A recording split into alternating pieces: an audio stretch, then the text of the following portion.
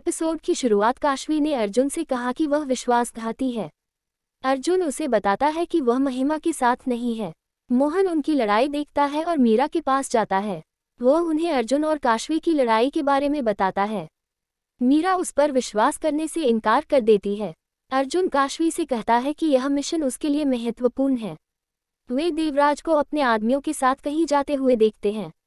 अर्जुन काशवी से कहता है कि वह उनका पीछा करेगा। काशवी उससे कहती है कि वह ऐसा करेगी।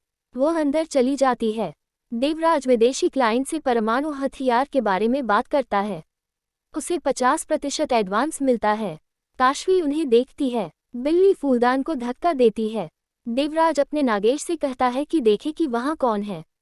नागेश काशवी का पीछा करता है और उससे पूछता है कि वह वहाँ क्या कर रही थी।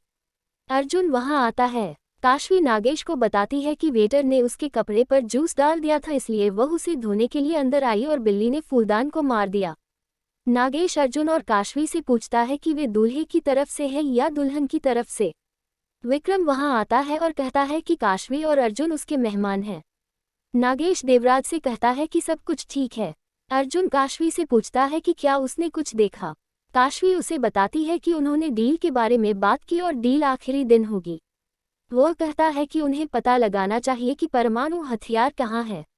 वह देवराज के कमरे में ट्रैकिंग मशीन लगाने का सुझाव देता है। वह उसकी ओर सिर हिलाती है। कुछ समय बाद अर्जुन करुण से वादा करता है कि वह महिमा के साथ नहीं है। काशवी उसे बताती है कि उसने उसे महिमा के साथ देखा था। वह बताती है कि रिहाई के बाद वह उससे मिलने कैसे आई थी। वह कहती है कि अर्जुन महिमा और करुण के साथ खुश दिख रहा था, इसलिए वह उससे मिले बिना वहां से चली गई। वह उसे बताता है कि वह करुण की खातिर कुछ दिनों के लिए महिमा के साथ रहा। वह कहता है कि महिमा ने उसे छोड़ दिया और वह नहीं जानता कि अब महिमा कहाँ है। वह उससे सॉरी कहती है। वह उससे करुण के बारे में पूछती है। वह उससे कहता है कि करुण अभी भी उससे नफरत करता है। यह सुनकर उसे बुरा लगता है। कुछ समय बाद अर्जुन करुण से वादा करता है कि वह महिमा के साथ नहीं है। काशवी उसे बताती है कि उसने उसे महिमा के साथ देखा था। वह बताती है कि रिहाई के बाद वह उससे मिलने कैसे आई थी।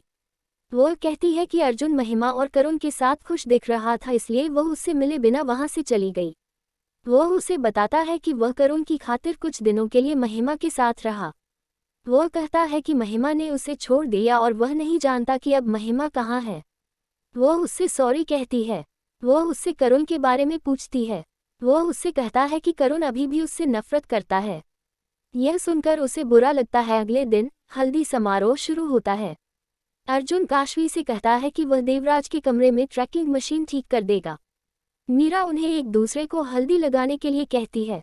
वह कहती है कि हल्दी प्यार का प्रतीक है। यह सुनकर अर्जुन खुश हो जाता है और वह काशवी पर हल्दी लगाता है। पृष्ठभूमि में शीर्षक गीत बजता है। काशवी उसे देखकर मुस्कुराती है। अर्जुन अंदर चला जाता है। मीरा काशवी को बताती है कि मोहन ने उसे बाद में और अर्जुन की लड़ाई के बारे में बताया था।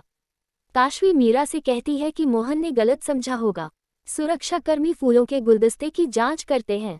वह फूलों का गुलदस्ता अर्जुन को लौटाता है। अर्जुन फूलों का गुलदस्ता देवराज के कमरे में रखता है।